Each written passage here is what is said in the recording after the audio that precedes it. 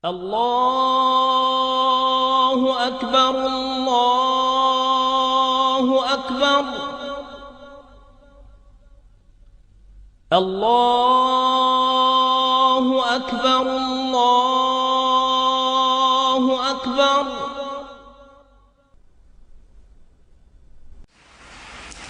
I wish to say finally, as I've said many times before, that this is not a war with Islam. It angers me, as it angers the vast majority of Muslims, to hear bin Laden and his associates described as Islamic terrorists. They are terrorists, pure and simple. Islam is a peaceful and tolerant religion, and the acts of these people are wholly contrary to the teachings of the Quran.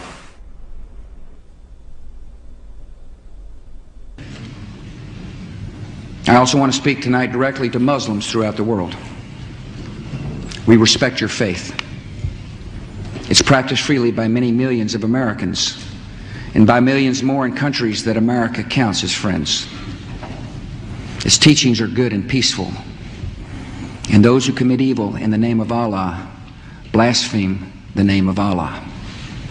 The terrorists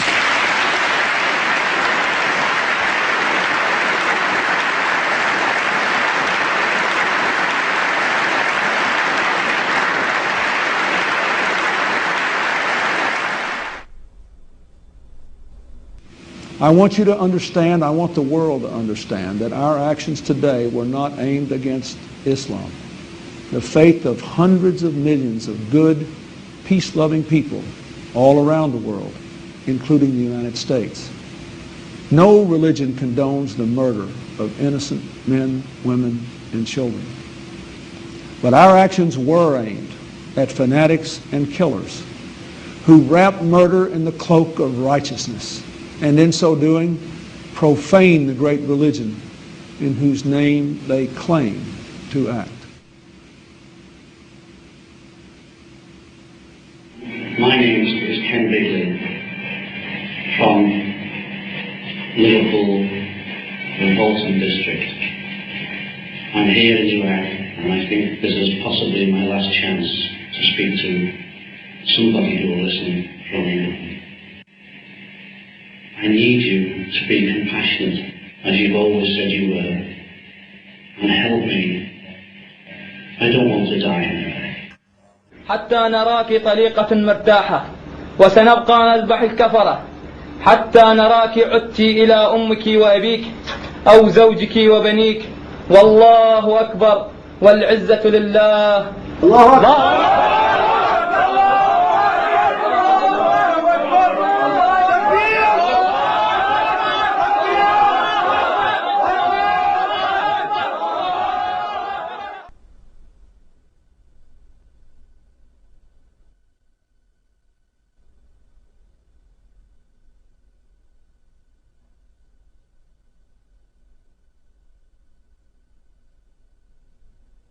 The tendency of Western political leaders to deny the connection between Orthodox Islamic mainstream and terrorist violence is replicated in the universities and the media. Wherever you look, both in Western Europe and in North America, the members of the elite class have this tendency to proclaim Islam, some mysterious, authentic Islam, to be peaceful and to be tolerant, and those Muslims prone to violence are proclaimed to be non-representative fringe. Well, I would really appreciate if people who make such claims could then explain the continuity of violence from the earliest day of Islam, from the earliest days of the Prophet and his immediate successors throughout the 13 centuries of recorded history. The real burning question in the world today is, does Islam and Islamic civilization actually sanction the violence that we're seeing being perpetrated in its name around the world? And to that we have to answer, if we're going to be honest about it, an unqualified yes. The Islamic sources, the Islamic texts, starting with the Quran, but not limited to the Quran, the Islamic texts including the Hadith, Islamic tradition, Islamic theology, Islamic law, the traditions of the interpretation of the Quran throughout history and Islamic history itself all bear witness to the fact that Islam has a developed doctrine, theology, and law that mandates violence against unbelievers.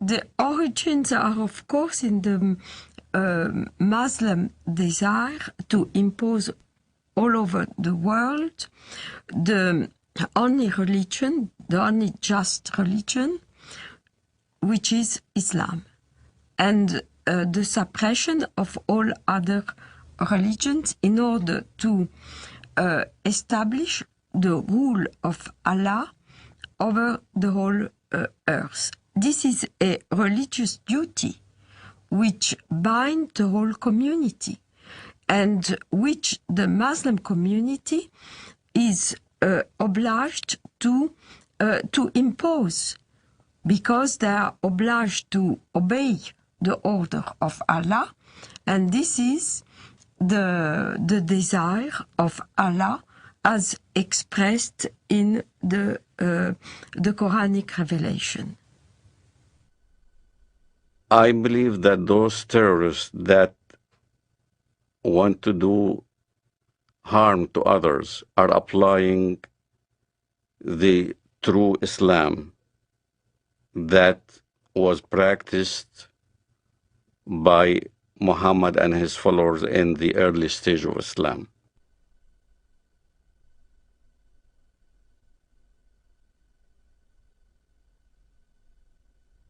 In Islamic theology, the Prophet Muhammad is considered al-insan al-kamil, which is the perfect man. He is the model par excellence to be imitated. He is the person that the more a Muslim is like him, the better off he is. So the Prophet Muhammad is revered today in the Islamic world as the primary model of human behavior. Well, when Muhammad, the Prophet of Islam, wiped out all the Jews from Saudi Arabia, there was 3 tribes, Banu Nadir, Banu Qurayza, Banu Qaynuqa. We were proudly studying this in school as Muhammad, the Prophet of Islam, ordered the beheading of the Jews of Banu Qurayza and the women being taken as concubines. As soon as a child had pubic hair, he was beheaded. So the Jewish population was either extradited or beheaded. The story of Rabbi Qanina is a well-known documented story in Islam. Rabbi Qanina was tortured by the order of the Prophet of Islam himself. His eyes were put out. He was burned in order to confess where the Jewish tribes were hiding their goods, their gold and their silver and all those kind of things. And this is right from the Hadith. This inspired us as Palestinians, inspired us on fighting jihad against the Jews in Palestine. Authoritative Islamic History, The Life of Muhammad, Sirat Rasulullah, by Muhammad bin Ishaq, edited by Abdul Malik bin Hisham, translated by Professor Alfred Guillaume. Then the Qurayza tribe surrendered, and the apostle confined them in Medina. Then the apostle went out to the market of Medina and dug trenches in it. Then he sent for them and struck off their heads in those trenches as they were brought out to him in batches. There were 600 or 700 in all, though some put the figure as high as 800 or 900. Another example, that may be even more chilling, of the deleterious influence that Muhammad's example has upon the Islamic world was exemplified recently by an Egyptian leader of a radical Muslim party who wrote just recently that he couldn't believe that the beheadings in Iraq were being protested by Muslims. Weren't they aware that the Prophet Muhammad himself beheaded between 600 and 900 men personally, members of the Jewish Qurayza tribe in Arabia, after he had defeated them? Didn't they realize that if the Prophet did it, then this was the proper way to behave? And so the Mujahideen in Iraq, who were beheading people, are simply obeying the example of the Prophet. Now we can see then that since the Prophet Muhammad himself participated in many battles and raids, and did indeed perpetrate these beheadings, he ordered the assassination of several of his political opponents, and he behaved in general like a typical 7th century warlord. The problem is that when this is transferred to 21st century behavior, 21st century contexts of behavior, then what you get are terrorists. The Quran occupies a place that has no parallel in Western civilization. The Quran is considered by Muslims and by traditional Islamic theology to be dictated word for word by God himself, by Allah himself, through the angel Gabriel to the Prophet Muhammad. As a result, every word of it is the words of God himself. Every word of the Quran, unless it is canceled by another section of the Quran itself, is valid for all time and cannot be questioned, cannot be reformed, cannot be changed within an Islamic context. This means that moderate Muslims, peaceful Muslims, if they are sincere, have to reject entirely Quranic literalism. But to do so puts them outside the sphere of anything that has been considered Orthodox Islam throughout history, because to do so is to reject the very basic premise of Islam, that this is a book that is dictated by God and is a perfect copy of a perfect book, the al-Kitab, the mother of the book that has existed forever with Allah in heaven. The Noble Quran, translated with parenthetical notes by Dr. Muhammad Taqi-ud-Din al-Hilali and Dr. Muhammad Muhsin Khan. Surah 98, verse 6. Verily, those who disbelieve in the religion of Islam, the Quran and Prophet Muhammad, from among the people of the Scripture, Jews and Christians, and al-Mushrikun, other disbelievers, will abide in the fire of hell. They are the worst of creatures. So the Quran is simply a set of direct commandments or else narratives, descriptions, sometimes very distorted descriptions of Judaism and Christianity. Because of the normative nature of those commandments, the second important body for Islamic jurisprudence and for Islamic polity is the tradition of the Prophet, the Hadith.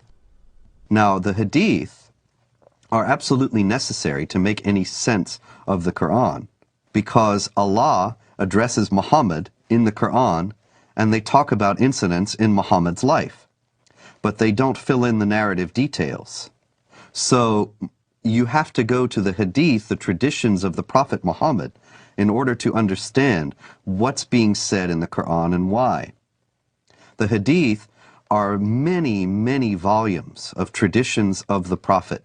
Various Muslim scholars, beginning in the 8th century, which is some considerable time after the life of the Prophet Muhammad, who died in 632, they started to collect these traditions and to try, through various means, to winnow out the authentic ones from the inauthentic. From an Islamic standpoint, if something that Muhammad said or did is recorded in one of those books, then it has authority second only to the Quran.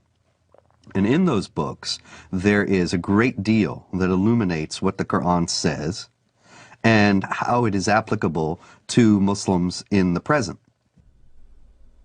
Authoritative traditions of the Prophet Muhammad, the Hadiths of Sahih al-Bukhari, translated with parenthetical notes by Dr. Muhammad Muhsin Khan.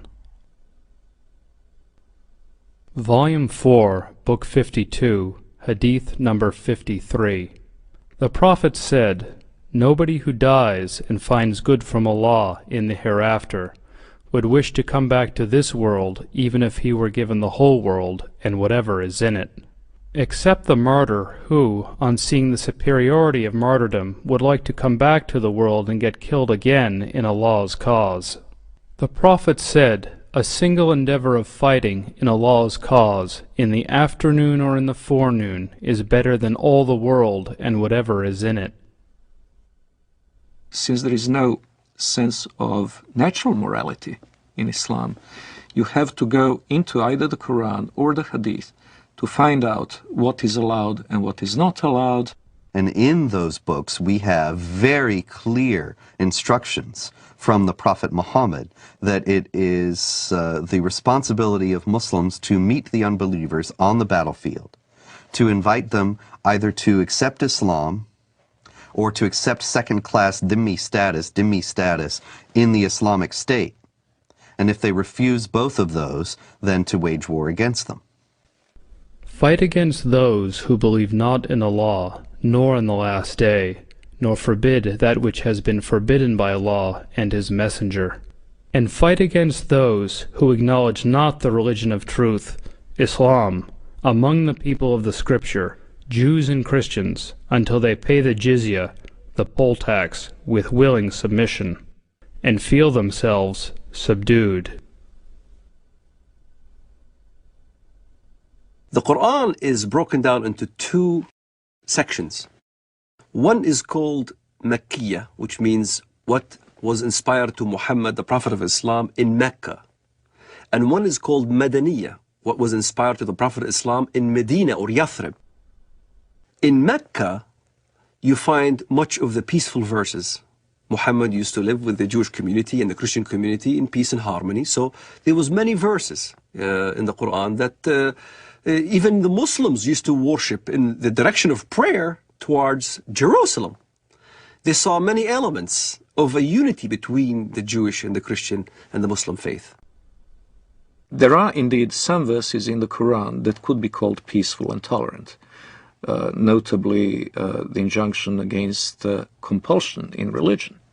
Those verses almost invariably date back to the beginnings of Muhammad's prophetic career in his native city of Mecca, where he was powerless, where he was only beginning to attract followers. Only few relatives and friends accepted the religion at that time, and he had many foes. So the revelations of that time were very peaceful. Well, it all changes with the establishment of Muhammad's theocratic statelet in the city of Medina. He becomes a warlord, he becomes the head of a totalitarian state, he becomes very rich, very powerful, and very intolerant. And then many of these early verses, in fact, get abrogated.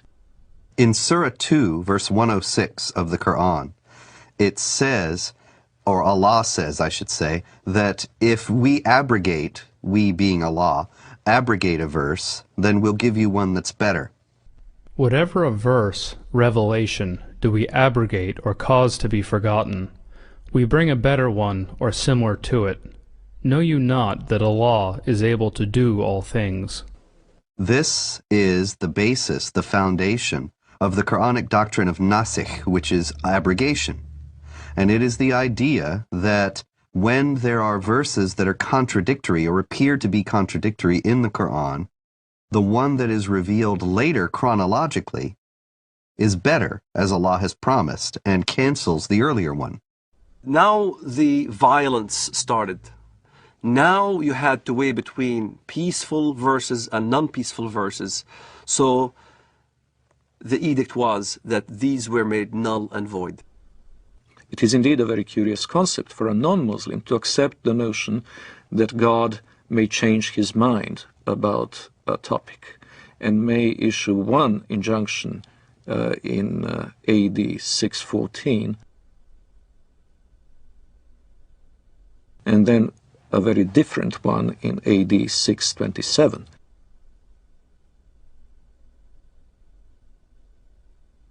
But this is indeed what has happened in Islam. It's very important to understand that the Quran is not arranged chronologically. It's arranged simply on the basis of the longest chapter to the shortest. And so you will find in the book itself some of these more tolerant verses at a later point in the book than the very intolerant ones advocating violence and subjugation of infidels. But that doesn't mean they came into being later on. Quite the contrary. If there is ever a contradiction between two injunctions, the ones that came later on in Medina are the ones that retain their validity, and the early ones from Mecca have been abrogated.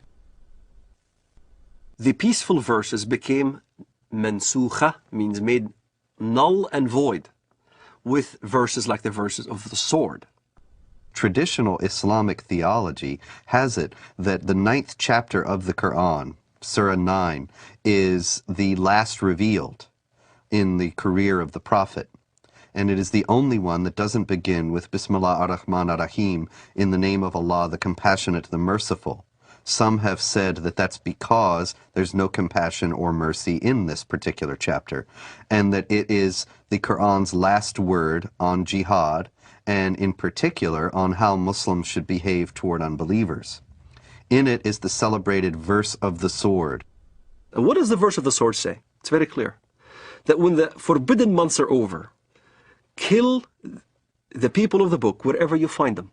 Lay siege for them, lay wait for them, lay ambush for them. Kill them wherever you find them. In fact, I converted to Christianity. Muhammad clearly stated that in the ends of days, there will be many who defect from the faith. Kill them when you see them, wherever you find them. So, this is the question that the West needs to understand. What part of kill don't they understand?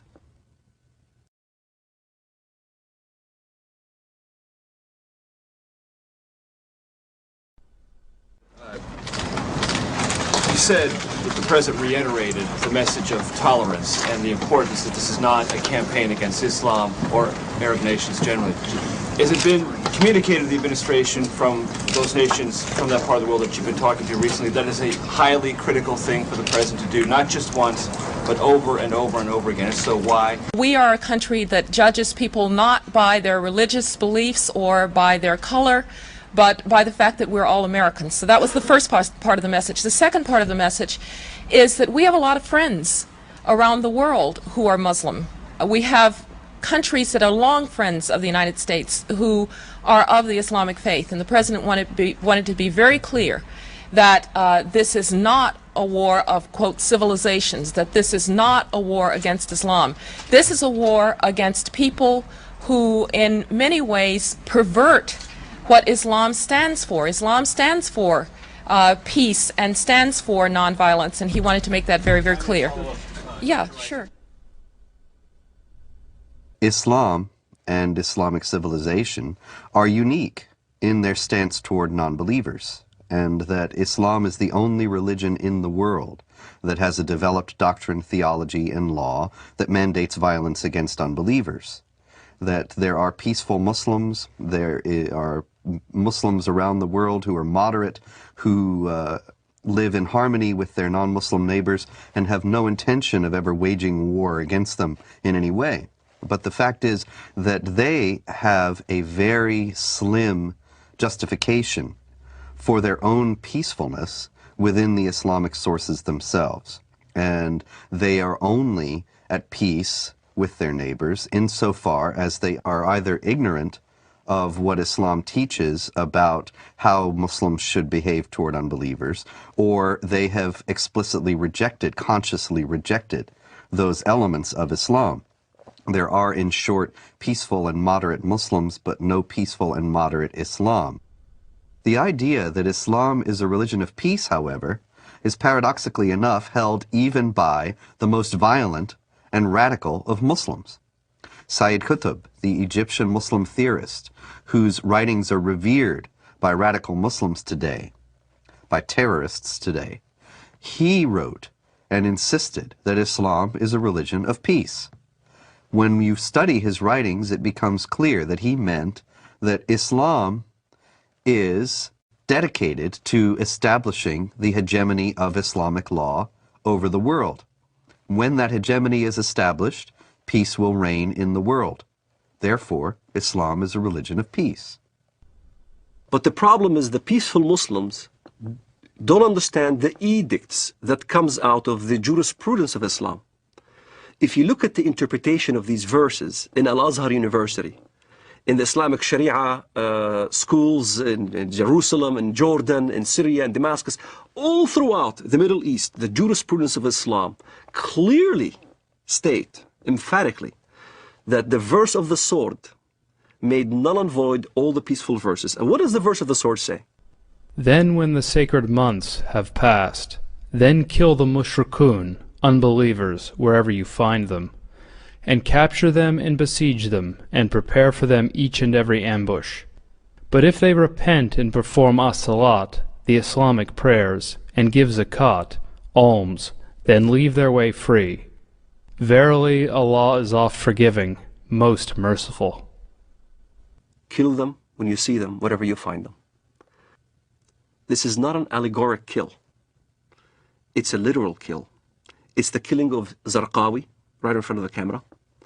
It's the lynching that you see in Ramallah. It's the killing of over 1 million Sudanese in Sudan, cutting the hands and the feet from opposite sides. And here's the dilemma. The peaceful verse, even the peaceful verse that is quoted, even by Bush,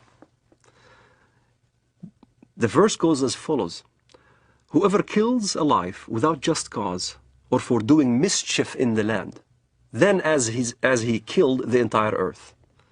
You'll find the same verse in the Judeo-biblical tradition.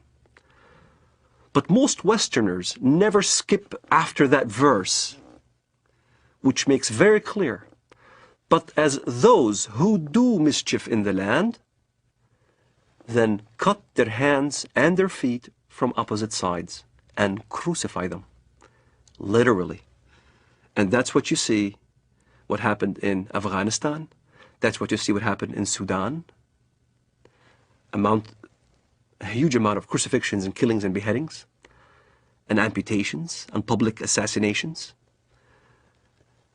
They really want to revive Islam as it used to be. This is why they call it Islamic fundamentalism. The recompense of those who wage war against Allah and His Messenger and do mischief in the land is only that they shall be killed or crucified, or their hands and their feet be cut off on the opposite sides, or be exiled from the land. That is their disgrace in this world, and a great torment is theirs in the hereafter. The Prophet cut off the hands and feet of the men belonging to the tribe of Arina, and did not cauterize their bleeding limbs till they died. There is no assurance of what is known in Christianity as salvation and insurance of being saved and guaranteeing going to heaven. However, there are certain things that can help. So if a Muslim, for instance, died while he was practicing jihad, he is supposed to go to paradise. In the Islamist thinking, the assurance of your salvation is dying as a martyr, in accordance to the verse in the Quran, وَلَا تَحْسَبَنَّ الَّذِينَ قُتِلُوا فِي سَبِيلِ اللَّهِ أَمْوَاتٌ بَلْ أَحْيَاءٌ عِنْدَ رَبِّهِمْ يُرْزَقُونَ. Do not think that the ones who die in the cause of Allah in jihad are dead, but are living. So this assures salvation. This is the calculus behind modern suicide bombing. Many people will say, modern Muslim advocates will say, that Islam forbids suicide, and this is plainly dishonest, because all the advocates, all the defenders of suicide bombing in the Islamic world start out by saying this is not suicide. This is, the intention of the person is not to kill himself, the intention of the person is to kill others, and that is sanctioned because it is Islamic jihad. And if in the process they are killed themselves, that's an unavoidable consequence of their actions, and they will be rewarded with the reward of martyrs in paradise. Quran is quite clear about the heavenly reward for a jihadist who falls fighting in the path of Allah. he will be granted instant access to paradise. And a Muslim paradise is an extremely sensual one. It is full of houris, of black-eyed beauties that will await the martyr, and the gratification that follows is eminently unsuitable for family audience. The Quran contains no guarantee of paradise except for those who slay and are slain in the cause of Allah. Verily, Allah has purchased of the believers their lives and their properties, for the price that theirs shall be the paradise. They fight in Allah's cause, so they kill others, and are killed. Then rejoice in the bargain which you have concluded. That is the supreme success. In other words, the guarantee of paradise is for people who are killed while they are killing, to establish the hegemony of Allah, or Islamic law, in the world. Jihad in Islam can be spiritual or physical. The spiritual jihad is striving to be a better Muslim. But also there is a physical part of jihad that you cannot take it away from Islam. Jihad in Islam means struggle. That's what the literal meaning of the word, struggle. But what the West doesn't understand is that the hadith, the compilation of the traditions of the Prophet Muhammad of Islam, there's almost about 100 hadiths regarding jihad. And if you look at every single one of them has the sword, war, or a military effort. And in the end of the expedition, jihad expedition, he said, now I resort to the jihad within, the jihad that is within, the self-struggle. And as a matter of fact, I had this dialogue with an Islamist one time. He says, Walid, come on, tell the West that jihad means struggle. I said, yes, it does mean self-struggle. You're right. Jihad does mean self-struggle. But so does Mein Kampf. Mein Kampf means my struggle. In the same fashion, the Islamists look at jihad. It is a very dangerous element of the Islamic teaching, because this instant gratification through martyrdom is an attractive concept. And by the way, when the so-called martyr operation is carried out by Hamas, what is announced from the minarets of mosques is not the death of so-and-so who carried out the attack, but the wedding of so-and-so to the houris. In other words, they immediately make the implication that far from having to cry over his disappearance, over the end of his physical life, his parents should be happy and celebrate and throw a party because their son is now being not only transported into heaven, but greeted there with these voluptuous beauties. Shaheed, the word shaheed, means witness. To witness, to testify. To testify there is no God but Allah and Muhammad is His messenger. And you die as a shaheed for that cause. You're a witness. You're considered a witness, a martyr. And a martyr becomes glorified. Your family will glorify you after you die. To a Muslim fundamentalist living in the Middle East, I had to be initiated. I had to basically either kill my first Jew or destroy my first Zionist infrastructure. I had to prove, beyond shadow of a doubt, that I was worthy. And there are ample amount of students, teenagers, men, who are willing to die as suicide martyrs, or willing to put explosives. The martyr application is filled. There are many applicants. There's not enough bombs to fulfill the applicants. And to get on one of those missions, indeed you must have been chosen. You must have been really good. You must have been violent enough. You must have been going out on every demonstration in the streets of Jerusalem or Bethlehem or our village. You must have shown yourself worthy of a greater operation.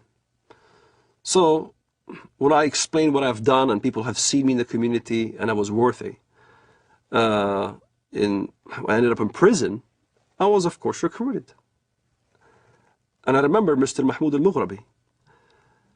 He was proud to have planted 15 bombs and killed many Israelis. And he was being bailed out by a Jewish Israeli lawyer. He was back right in the street.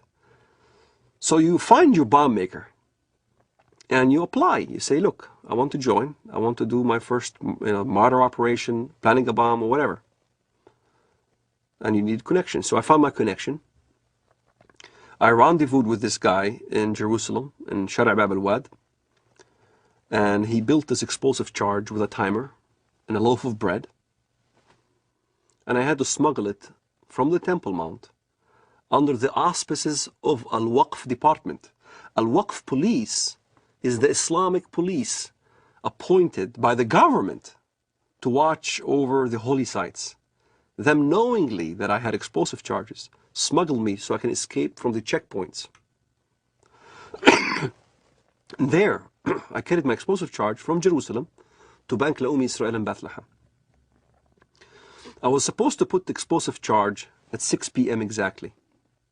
I was supposed to have this explosive charge in my hands at 6 p.m. exactly.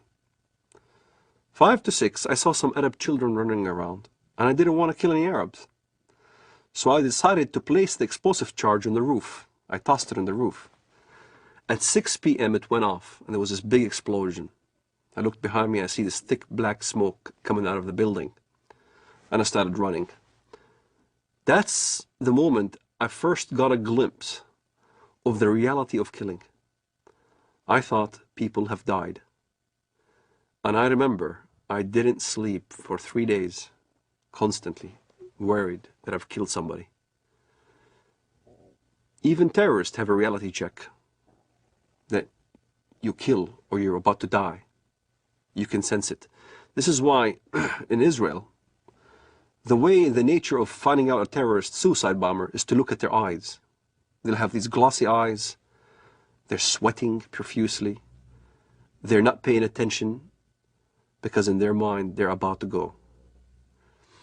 And you weigh the reality of what now you're going to die. And many times I've been in this situation where I had thought that I was going to get killed, shooting back and forth as we stoned at the Israelis and they shoot back at us and things like that. I was face to face with death. When you think in your mind you're going to die, you struggle between the requirements of your Islamic upbringing and between the reality that you value your life. And at some point, one has to outweigh the other. And for a Muslim fundamentalist, we always chose death. We always chose the suicide. My cousin died on his way to Ben Yehuda Street, and he got killed. He died. I had people, relatives die, and fighting the Israelis. And as I look at it now, I think, what a waste. What a waste of life.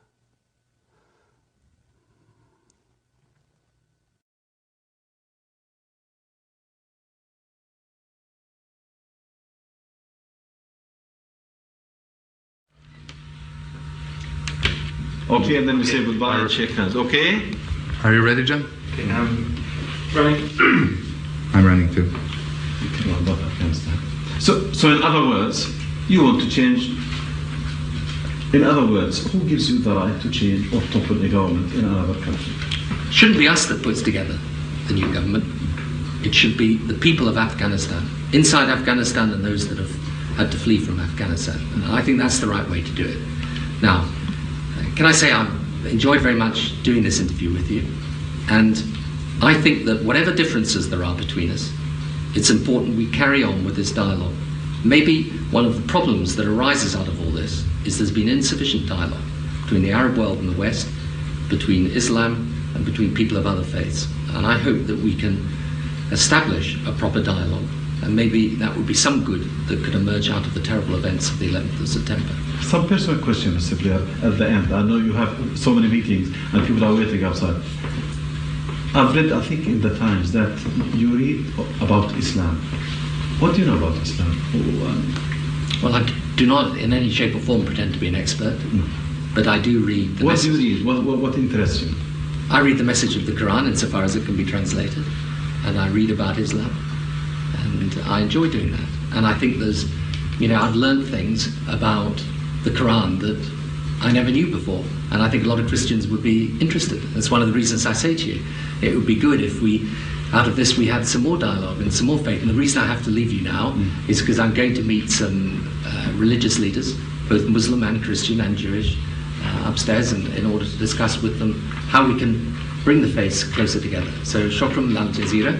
Shukran, Mr. Blair. What did you say in Arabic? Shukran lal jazeera. Shukran jazeera. Thank you very much. Islam understands its earthly mission to be to extend the law of Allah over the world by force. Now, this is distinct from extending the religion by force. Muslims often indignantly deny that Islam was spread by the sword, as the old expression goes, and that anybody is ever forced to convert to Islam. Now, of course, forced conversions are a constant hallmark of Islamic history, but they are technically forbidden by Islamic law. Now, the idea in Islam is that Muslims must wage war to establish the hegemony of Islamic law. Not everybody will be forced to become Muslim, but the non-Muslims will be relegated to second-class status. They will not be able to live in the society as equals to the Muslims. And it is the responsibility of Muslims around the world to fight to institute that kind of society. While we were in the mosque, the Prophet came out and said, "Let us go to the Jews." We went out till we reached Bait al-Madras. He said to them, "If you embrace Islam, you will be safe. You should know that the earth belongs to Allah and His Apostle, and I want to expel you from this land. So if anyone amongst you owns some property, he is permitted to sell it. Otherwise you should know that the earth belongs to Allah and His Apostle." The Muslims see the extension of jihad as a war liberating the infidels from their infidelity and a privilege for them to enter in the religion of Islam and to abandon their wrong belief. So jihad is seen as a favor which is given to the infidel population in order to change their ways and convert to the true religion, Islam. It is not for a prophet that he should have prisoners of war and free them with ransom until he had made a great slaughter among his enemies in the land. You desire the good of this world, the money of ransom for freeing the captives, but Allah desires for you the hereafter, and Allah is Almighty, All-Wise. In the Muslim thinking, in the Muslim Sharia, the way the world is depicted is in two houses. It's called Dar al-Islam or Dar al-Harb, the house of Islam or the house of war. So the whole world is under these two houses. If you're not a Muslim, you're under the house of war. Yet in the West, the apologists, Islamic apologists would say, no, that's not accurate. It is the house of peace and the house of Islam. And in fact, that's not accurate. If you look at the hadith and if you look at what comes from the highest jurisprudence in the Middle East, that's what is being taught. يعني أنا لدي طفل من الآن أعده للشهادة إما شهادتي أنا أو هو فأقول له أن الله عز وجل قد جعل هنالك جنة واسعة فيها ما لا عين رأت ولا أذن سمعت ولا خطر على قلب بشر. هو بيسألني يعني إذا أنا عملت عملية وفجرت نفسي هل إلي يعني ربنا عز وجل بيعطيني اللي بدي اياه، بيعطيني سيارات، بيعطيني بارودي اطخ فيها، بيعطيني العاب. قلت له كل ما تطلب. وهل هذا حصل؟ شيء تطلبه هذا فعلا حصل. وهل حصل بينك وبين ابنك يعني؟ هذا فعلا حصل. نعرف حقيقة لو نمسك الميكروفون مع بعض ودنا نعرف ما هي الإجابة الصحيحة لهذا الطفل عندما يسأل أين أبي أو أين أمي وقد قام كلاهما أو أحدهما في عملية استشهادية. والله الإجابة باختصار لما استشهد سعيد ما حكينا إن هذا شهيد.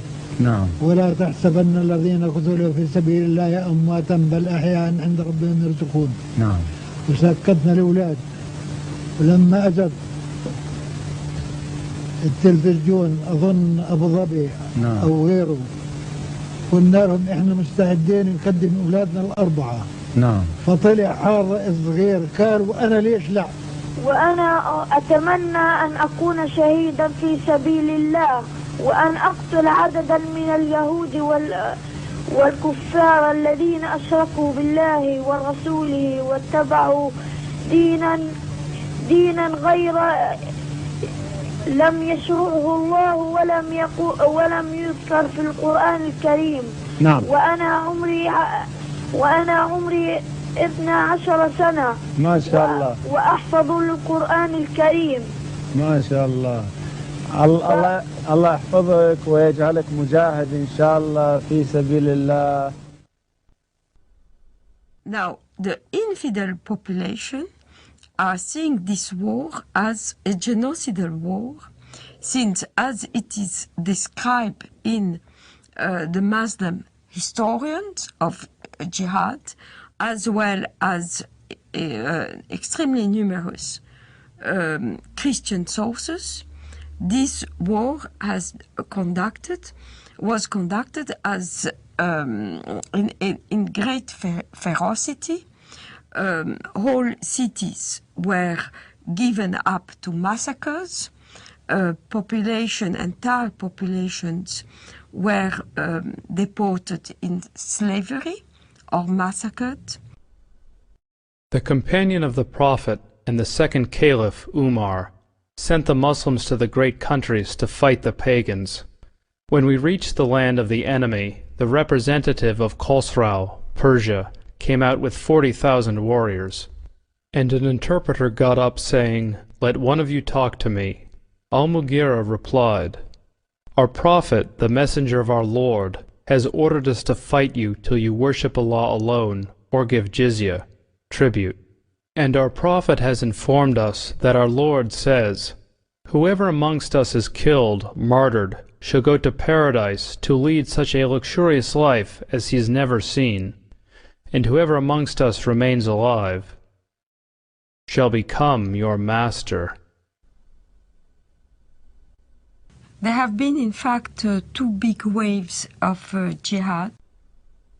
The Arab waves, which started in the 7th century, and in the course of 1 century only, has Islamized a huge territory, mainly Christian territory, from Portugal till Armenia.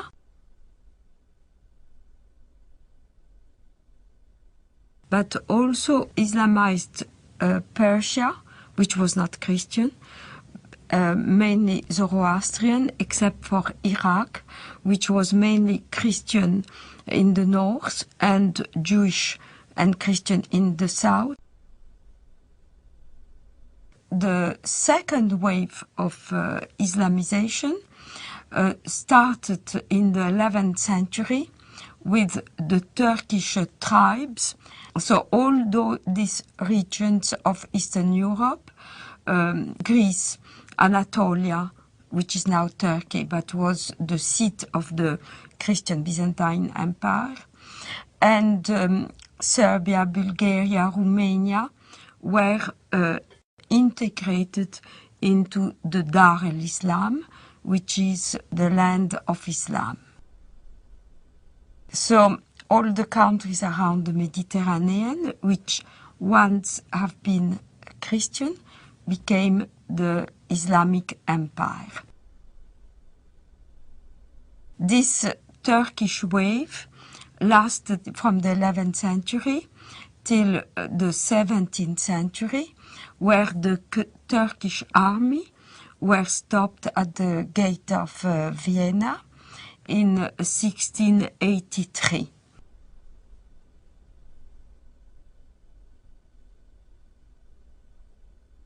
The Crusades are not understood in Muslim world today very differently to the way they are understood in the Western academia and in the discourse of the Western elite class.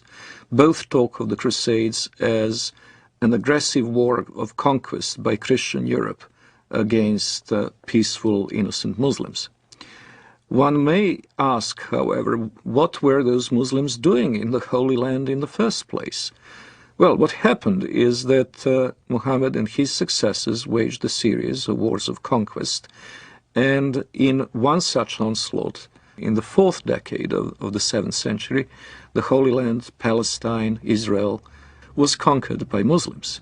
And so when Seljuk Turks started interfering with the ability of Christian pilgrims to go to the Holy Land, to go to Jerusalem, and when their physical safety was no longer guaranteed, the Western Christians acted not only as reconquerors of a land that had been once theirs, they also acted as, quite rightly one might say, protectors of their holy places.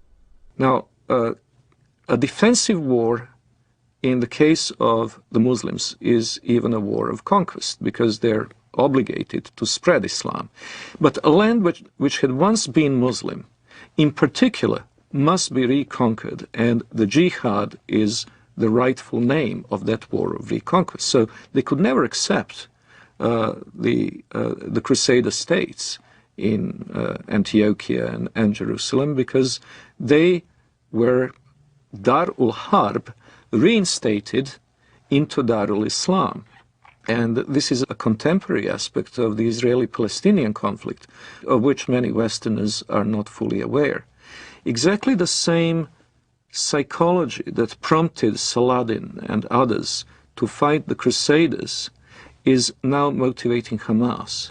In both cases, it is not only a matter of the nationalistic desire of Arabs to expel European or Jewish settlers, it is also the Quranic obligation of all good Muslims to make sure that the land once ruled by Muslims will be reverted to their rule.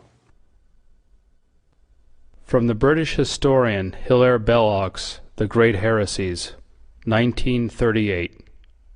It has always seemed to me possible, and even probable, that there would be a resurrection of Islam, and that our sons or our grandsons would see the renewal of that tremendous struggle between the Christian culture and what has been for more than 1,000 years its greatest opponent. The suggestion that Islam may re-arise sounds fantastic, but this is only because men are always powerfully affected by the immediate past. One might say that they are blinded by it.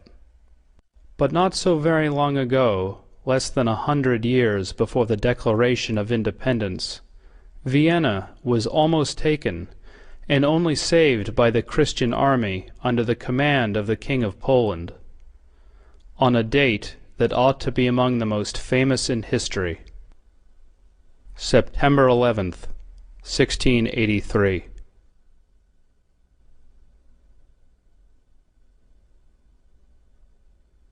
On September 11th, 1683, the siege of Vienna was broken. That was the high point of Islamic jihad expansion into Europe. After that, Islam went into decline, and the Islamic world was colonized and in a drastically weakened state. It seems very likely, almost certain as far as I'm concerned, that Osama bin Laden chose September 11th in 2001 to signal that the decline of the Islamic world was over, and that the jihadists were back, and were going to pick up where they left off in Vienna in 1683. If we look at the tectonic plates between Islamic world and non-Islamic world today, we notice something very interesting, that even very diverse Muslim societies, which cannot be easily branded under one civilizational label, have something in common, and it is the tendency to be in conflict with their neighbors. If we look at the extreme southeastern outreach of Islam, we see East Timor, where Indonesian Muslims slaughtered a third of the population of this former Portuguese colony, who are, by the way, Roman Catholics.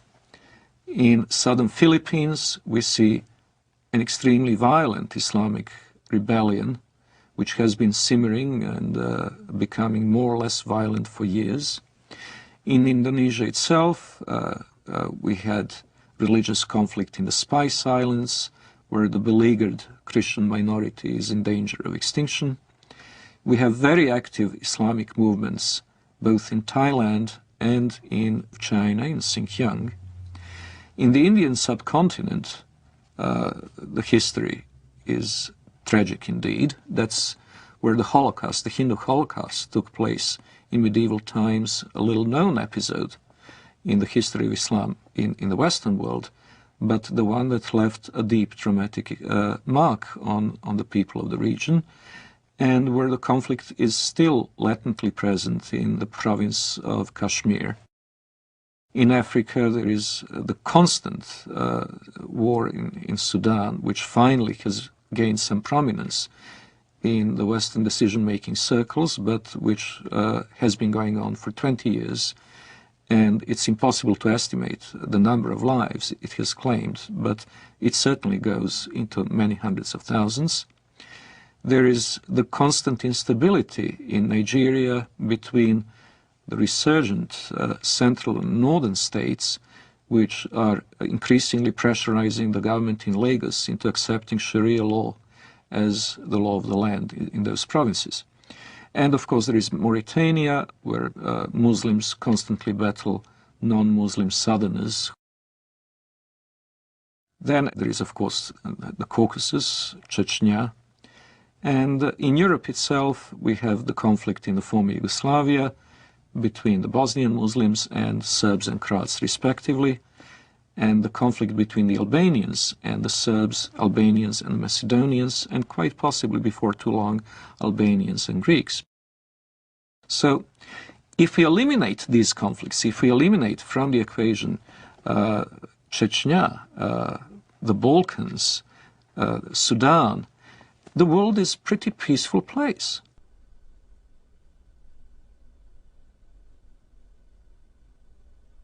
If we eliminate from the terrorist equation, terrorist acts carried out by the Muslims over the past 5 years, we would come to realize that the war on terror is unnecessary because terror is not a very big problem.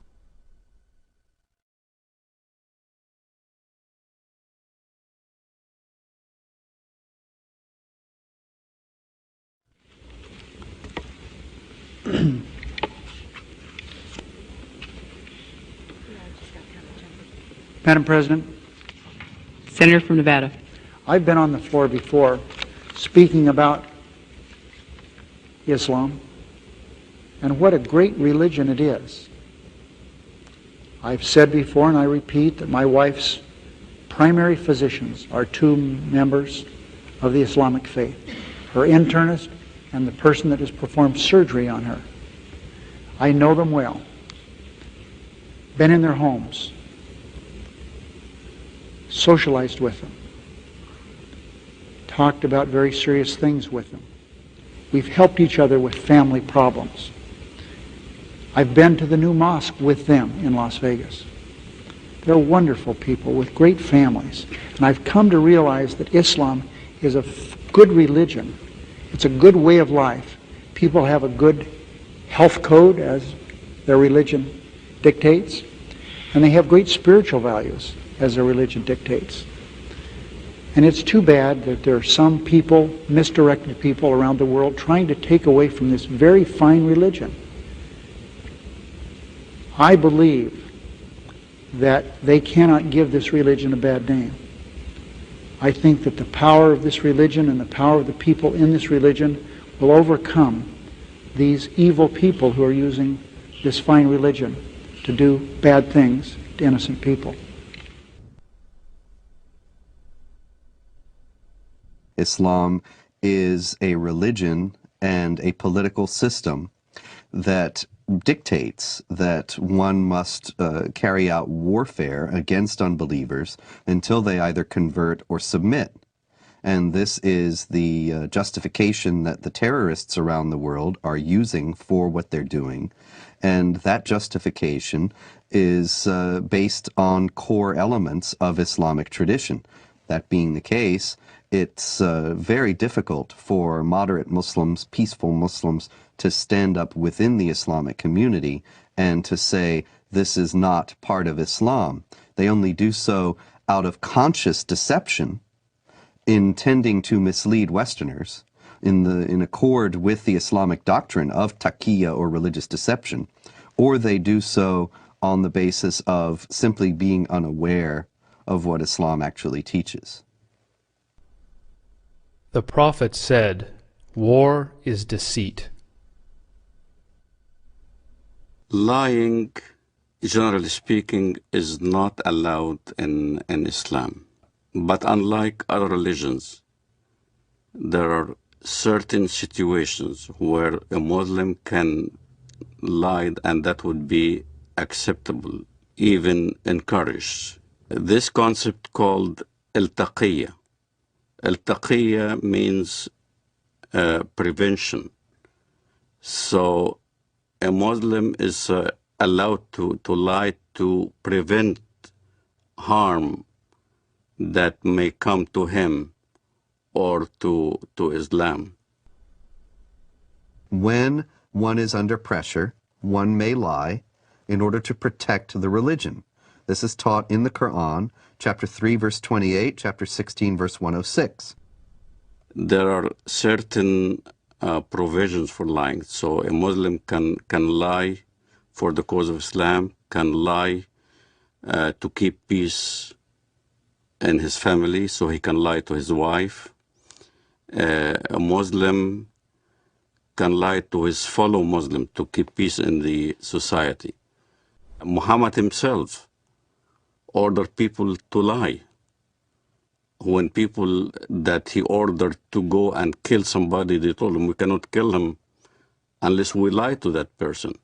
He said, okay, fine, lie. The Apostle said, "Who will rid me of Ibn al-Ashraf?" Muhammad bin Maslama, brother of the Bani Abdul Ashal, said, "I will deal with him for you, O Apostle of God. I will kill him." The Apostle said, "Do so if you can." He said, "O Apostle of God, we shall have to tell lies." The Apostle answered, "Say what you like, for you are free in the matter."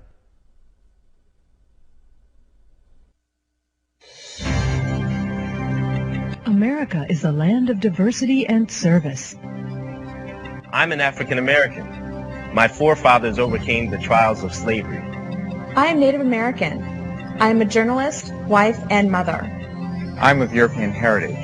One of my ancestors was a member of the Continental Congress. I'm Hispanic American. I've been a Girl Scout since I was 6 years old, and now I'm a troop leader. I served in our nation's armed forces, as have many of my relatives. My father served 2 tours of duty in Vietnam. Another fought for freedom at Gettysburg. 2 of my uncles fought for our country in the Korean War. And I am an American Muslim. And I am an American Muslim. And I am an American Muslim. I am an American Muslim. Muslims are part of the fabric of this great country and are working to build a better America.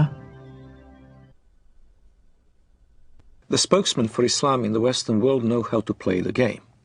They know how to present their cause in the way that is not only regarded as acceptable by the societal mainstream, but also reasonable and even, one might say, just.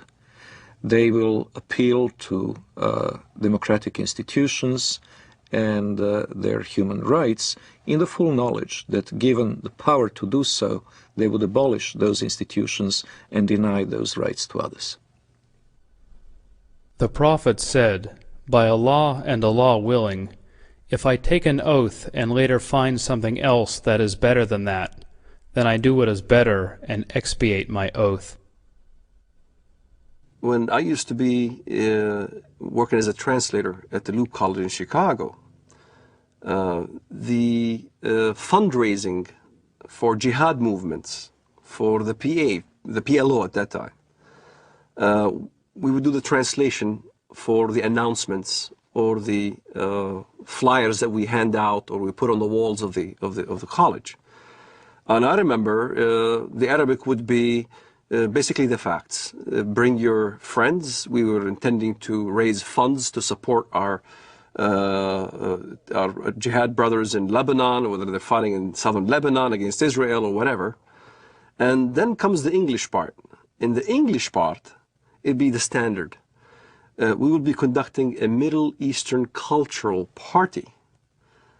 You're welcome. We will be serving lamb and baklava. So the West doesn't understand, as when we get together as a group, our conversations are different. As soon as a Westerner would come into the scene, then the whole conversation changes. It becomes palatable to a Western mind. When I used to go to work, let's say, during the Gulf War, I used to go to work at an American company. And everybody would be hovering around a TV set as soon as there's a Scud missile hitting Riyadh or something like that. And everybody will be distraught, unhappy if a Scud lands in the American camp.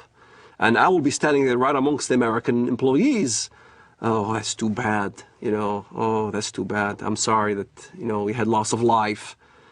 And out of frustration from having to keep the truth of what I really felt, I would roll down the window on the freeway going home and scream as loud as I can, Allahu Akbar, Allah is great. Allahu Akbar, because this is the chantation you do when the enemy is killed, when you win. So if it was a victorious day for the Iraqis, when they land a Scud missile, it will be Allahu Akbar on the freeway. I know nobody could hear me now. And when I went to my apartment home, the rest of the apartment complex were also Arabs from the Middle East. We'd get together in my apartment, watch the Gulf War, and we'd be praising Allah every time there was some incident where Americans got killed. But it wasn't the same face that we put on when we were in an American environment. In an American environment, you played different scenario. You acted as you are on their side.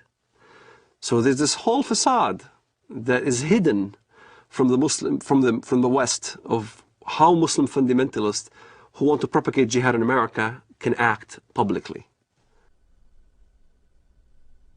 Is what we are witnessing today a clash of civilizations? We ask that of noted Palestinian scholar and professor of English and comparative literature at Columbia University, Dr. Edward Said. No, I don't think so. And I think the whole thesis is a bit of a false one. Because in the first place, civilizations are not, you know, little packages that are kind of completely detached from each other. They're all connected in one way or another. And, you know, so-called Western civilization has many elements of Islamic and Confucian and Latin American and Russian, all the things that... The basis of and prophet of this new version of Islam as a religion of peace and tolerance was Edward Said, who established in all universities and in academia this Islamic vision of peace. On this basis, the whole history of dhimmitude and jihad disappeared. Edward Said, who in his book Orientalism posited that criticism of the Islamic world on the part of Westerners was racist and imperialist. It is spread in order to make political points, to accustom Westerners to the idea that Muslims are here to stay in the United States and that they must not be questioned in terms of their loyalty to the secular framework of Western society, of the United States and of Europe as well. that they must not be questioned in this, despite Islam's historical, political character, because Islam is a religion of peace. And this fiction has become so entrenched in American public discourse as to be practically beyond question, such that anybody who does question it is immediately branded as a racist, a hate monger, a bigot. And this is a very effective tool in a country where racism is the cardinal sin above all, to silence any effective debate about the continuing attachment of Muslim immigrants to Sharia law and their intentions toward the secular systems in which they now reside.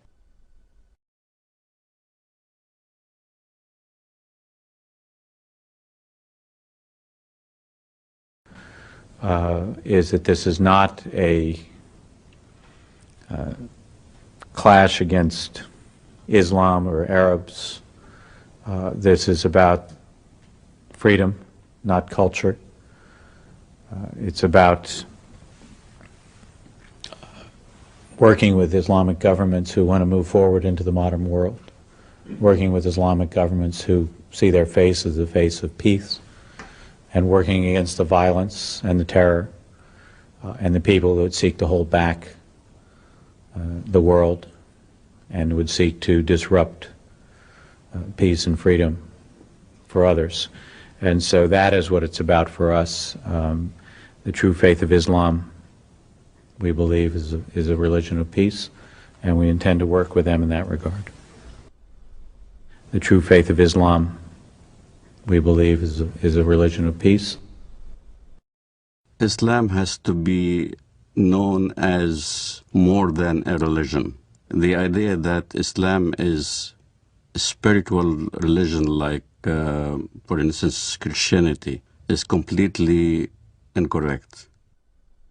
It would be incorrect to describe Islam as primarily, let alone solely, a religion. Since its early beginning in Muhammad's lifetime, it has also been a geopolitical project and a system of government, a political ideology, if you will. Islam from its beginnings was both a religion and a system of government. For example, the Islamic calendar doesn't base year one from the time that Muhammad was born or the time that Muhammad received his first revelation from God, which I think are both what Westerners might expect, but from the time that Muhammad became the leader of an army and the head of state in Medina. This is the beginning of the Islamic calendar because in the Islamic understanding, Islam is a political and social system as well as an individual faith. In Islam, the separation between temporal, secular, and religious power is not only impossible, it is heretical. Only in the complete blending of all aspects of human activity and all aspects of political and legal functions of the state can we have the caliphate, the properly organized state that is pleasing to Allah. When Westerners think of religion, whether it's Islam, Christianity, Judaism, Hinduism, and all the isms in the world, Westerners think that it's a personal issue. A Buddhist will go to the temple and peacefully worship whatever he does, meditates, contemplates. A Jew goes to a synagogue and does his mitzvot, his good deeds. A Muslim goes to the mosque, pays zakat, alms, or go to the pilgrim, al-Hajj in Mecca, or a Christian goes to church on Sunday. They think it's a personal issue, that religion is a personal issue. So when they look at Islam, they compare Islam with the way they understand religions. And that's the first mistake. Islam is not a religion for personal use. Islam is Sharia law. Islam is a form of government to the world first, then to a personal application. It is not just how